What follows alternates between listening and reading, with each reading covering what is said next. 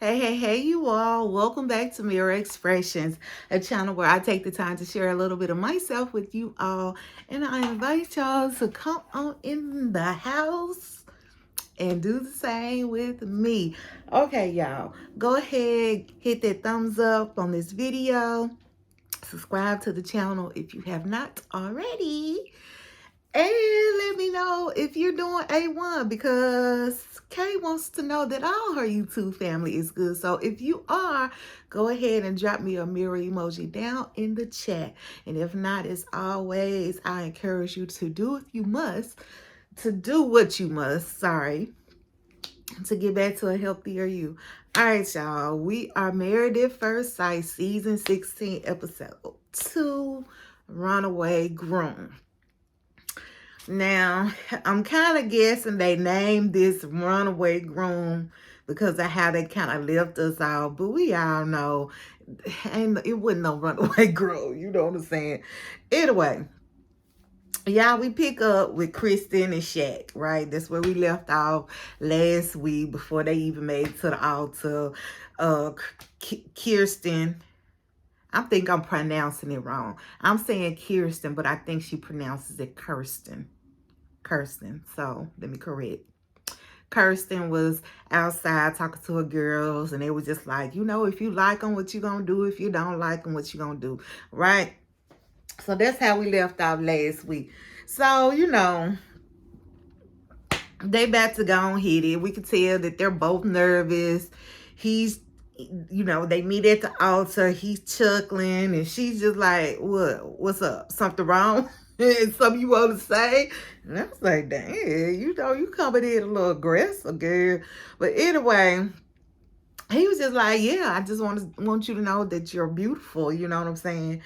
And that God knew what he was doing when he made you. So, they got a couple of hee-hees and chuckles out of everybody. So they kind of like broke the ice a little bit. But, yeah, she wasn't feeling him, though. She was not feeling him, though. She was not. When the minister or the officiant was just like, how they always read what the family and friends want you to know about so-and-so. So when the officiant was doing that, he said something about Shaq to the fact that he pretty much got it all together. The only thing he was missing was her. Baby, that thing dropped her head and started laughing to herself like, nah, you weren't missing me, boo. I ain't the one. And that's exactly how that came out to me anyway. That's how it came out to me. Like, nah, I ain't the one you was missing. Because it ain't me. But anyway, all I could think was this about to be a whole food. So anyway, Shaq still had that tight ass coat on. I was just like, baby, probably can't even lift his arms up. Like, it was just all... But anyway, I digress. So, when it came down to the Kiss Your Bride, we already saw this on the preview from last week. So she turned her head, and so he only kissed her on her cheek. But he kind of said that he respects that she did that because it's showing that she has boundaries and she knows how to put them boundaries in place. And so Kirsten was just like, he's bald and he's younger than me. 2 strikes already. And I'm thinking like, oh, child. I feel like she probably is looking for stuff now because like, she's not really into him. She's not off top. You can just tell. It's just like her whole vibe. But she did say that she likes his personality and his pretty teeth, which outweighs his exterior looks.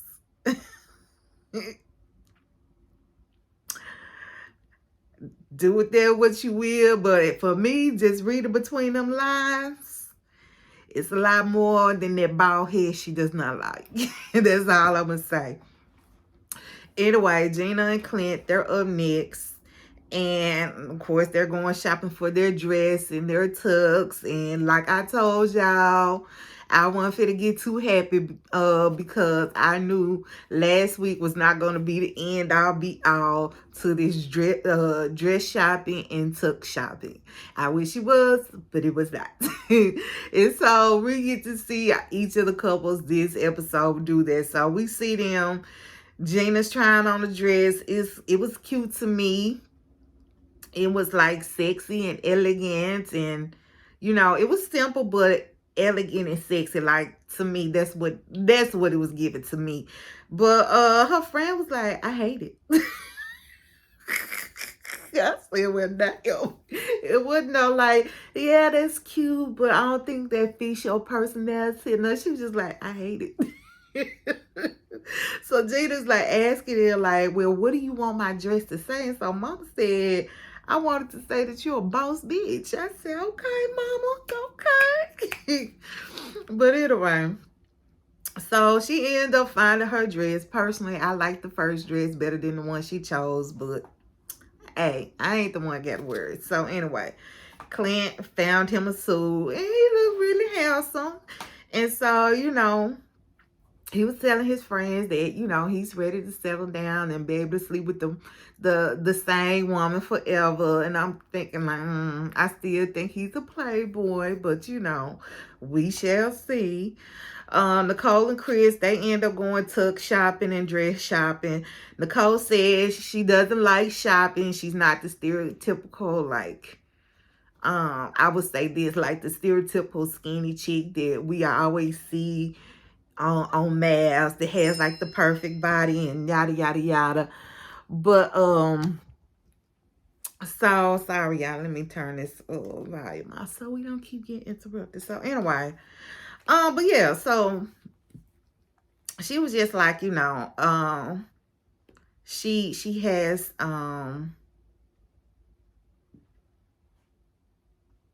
she says, like, deep down that she's nervous about him accepting her and accepting her personality for sure. So anyway, she ends up finding her dress. Chris finds his suit. Not my cup of tea as well, but hey, oh well. Jasmine and Aries, they go shopping. Jasmine's telling her friends that, she's hoping that her mate is compassionate, patient, and in shape. That he likes to go to the gym. So basically in shape.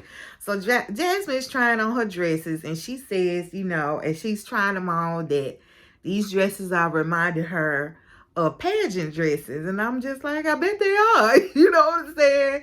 It's all similar, but they're and so her mom like made a joke like, oh, tired of all these pageants or something. This is where all these pageants got me or whatever. So anyway, but Mama ends up getting teary-eyed, and they share a little special moment, because she was just reflecting on how she had just recently gone through fighting breast cancer. I don't know if she was still in it. I want to say like she's probably cancer-free now, but it was a point where, you just never know if you're going to make it or not. And so she was just saying that she is glad to be able to be here and see this moment happen and enjoy it with her daughter. So I was like, oh, that was so sweet. And over with Aries, sorry, I keep hearing stuff. So over with Aries, he has his friends with him. Yeah, why one of his friends was named Cheese? This night was Cheese. I'm like, sir, this is the time when you need to use your government name. Your big grown butt going by Cheese. Like, no. Anyway, Aaron says that, he's been kind of insecure as far as what the man of a household should look like. He's not feeling confident in that, because his father passed away when he was 11 years old, so he never really got to see that being modeled before him. But he says he is looking forward to it being nasty. his marriage being nasty and full of baking offsprings, if you know what I mean. I said, okay. Dominique McKinley, same thing. They go dress shopping, took shopping. They find something, nothing significant there. So it's wedding time, finally, for Nicole and Chris. So one of Chris's groomsmen, y'all know I said I didn't like, not to care for his suit. So he opens his door, and right now at this point, all he has on are his bottom, his pants to his tux, right? So one of his groomsmen come in, and he asks him, does he have on pajama bottoms? I thought that was so funny because I was not feeling that, and clearly his groomsman was not either. But anyway, Nicole was asking her mom, what are her thoughts on her marrying a stranger? And so she starts just giving her advice or whatever. And so she was also encouraging her, like, not to sleep with him on the first night, basically. She ain't put it in them words. She was being a little tender with it. But basically, that's what she was saying. So Nicole was just like, oh, yeah, for sure. I'm not going to do that. But can I at least check out his junk? And I'm just like, oh, child, that is not the type of conversation I would be wanting to have with my mama. Talking about, can I check out his stuff, what he working with? But anyway, they end up exchanging gifts or whatever. And I'm sure all of them did, but we got to see theirs. And I think because they were particularly on the same page with their gift giving. So she gave him a gift, and she had like parts to her gift. Like part 1 is da da da da da. Part 2 is this, and it means yada yada yada. And so in the same turn, he did the same thing. His gift to her was like in parts, like this is part 1 and it means yada yada yada. Part 2 is this and it means, So right then and there, they're already kind of connecting or whatever. And then they give similar gifts in the fact that they gave each other like a stone. His was like that he gave her was like in the form of a bracelet or something, I think. But yeah, so he gave her a bracelet, a necklace, and like a little small treasure chest or whatever. And so she gave him like a stone too, and then like a picture frame or whatever.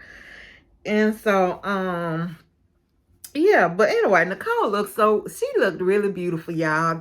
I really thought she was magnificent. I didn't really care for her dress, but she herself just looked gorgeous. So anyway, Nicole ends up sharing a moment with her dad before they walk down the aisle. I thought that was nice. And baby, Nicole says she is not using her one and only marriage on the failure. So in other words, Chris, this better work out. So when they get to the altar, like they seem very pleased with each other. Both had already guessed one another's name. So like they seem to be kind of on the same wavelength. Like we saw Chris. I actually saw when Chris said that when the producers asked him what did he think his mate's name was going to be, and he said Nicole. I don't recall seeing footage of her saying the same thing, but apparently that's what happened. So I thought that was cute too, or whatever, that they guessed each other's names. So anyway, when the officiant was reading the family and friends' thoughts about, them to one another, her friends called her motor mouth. And all I could think was, and this. I said, I wonder what Chris was thinking when he heard that she is a motor mouth. But anyway, Chris is so adorable, y'all. Am I the only one that thinks that? Like, he is. Can I give me a Chris? Chris, can I have you? And baby, that Nicole looks just like her daddy. Her dad with her mama lips. Like she has her daddy face, his structure, even the shape of his mouth. But she got their mama lips now. She got her mama lips. But baby, that's her dad is her twin. Anyway, Clint and Gina are next. She has her dog being a part of the ceremony, which he doesn't know right away because the dog doesn't come in. So the dog gets the ring bearer. So when they finally ask to exchange the ring, she's like, come on. And the dog come walking down the aisle. You know, cute, but I don't know if I would. I wouldn't want to have my dog part in the wedding ceremony. But anyway, you know, he didn't seem to mind. They look cute together, whatever, and I'm hoping they work out. They actually do make a very nice couple, and Clint was yeah, I'll just say I think they make a nice couple. I'm rooting for them. I'm rooting for them. So we see Nicole and Chris, you know how they talk after they don't walk down the aisle and they're now husband and wife. So they're talking or whatnot, Nicole and Chris. And so he ends up, you know, showing her his finger that is cut off. And so he tells her about the work injury that caused that. And I love how she was just like, you know, it ain't no big deal. You know what I'm saying? Like, yeah, don't point it out because it really is insignificant in the greater scheme of things. So I love that she didn't make him feel no type of way or kind of keep digging like da da da da. You know, like, yeah. I like how she handled that or whatever. It's Jasmine and Aries' turn, and I just want to insert, like, I've been here, like, a lot of people, like, talk about her teeth, Jasmine, and I don't get it. Like, a lot of people are just dogging her and saying that's the first thing they see when they look at her. I mean, could she use braces? Yeah, a lot of us probably could. You know what I'm saying? At the end of the day. But that's not all I see when I look at her. Like, I literally didn't even notice all of that until after I started hearing people talking about it. So it's not like it's just glaring at you as soon as she opens her mouth or whatever. And apparently it's not. She out here winning pageants and beauty pageants at that. So that's what they're looking at, the beauty of a person. So yeah, it is not that serious, y'all, for y'all to be talking about this girl teeth. But anyway, I digress. So Aries' cousin, I think it was Felina. So she finally shows up and she's having a moment with Aries right outside before he goes into the altar. So she's trying to tell him, like, hey, it ain't too late. You can still back out. You know, you're not ready for this. Yada, yada, yada. And, you know, she's just trying to talk him out of it. And I think she just knows that Aries is not ready, that he's still well, I don't want to use elf boy. He's still an elf boy. And, you know, all this reform stuff, she ain't believing it. You know, he still really had them hot boy summers. And she just trying to prevent him from breaking somebody's heart. I think that's what it is. Like, literally, that's what I think it is. And, but that's where we leave off at. So I think that's where they get the title. Is this going to be a runaway groom? Because he up there, sitting up there, really acting like he's contemplating what she's saying. Like, dude, we know you going to go through with the wedding. You know, we already know you really weren't worried about nothing your cousin Felina was saying. And, but yeah. And can I just say, Felina, the dress was not giving what it was supposed to have gave, baby. I'm just saying, like, I think you had them sleeves. She had like an off-the-shoulder dress. And, baby, she, you know, they used to kind of just stop right here, baby. She had them things way down. Them sleeves way down yonder. Like, it just, nah, you need to pull them up a little. It was a cute dress, though. But, yeah, they just, how you was wearing it, it wasn't giving what it's supposed to have been given. But, anyway. Y'all, that was basically the end of the episode. Like, this episode really fell flat for me. It literally took me forever to finish watching it. I'm not even lying to y'all. Like, And y'all see how short this review is. Like, I'm just ready for them to actually get into the nitty gritty of it all. Like, can we just go on hop to the honeymoon so we can go and see how these couples finna be coupling? Because yeah, this whole episode was just blah blah.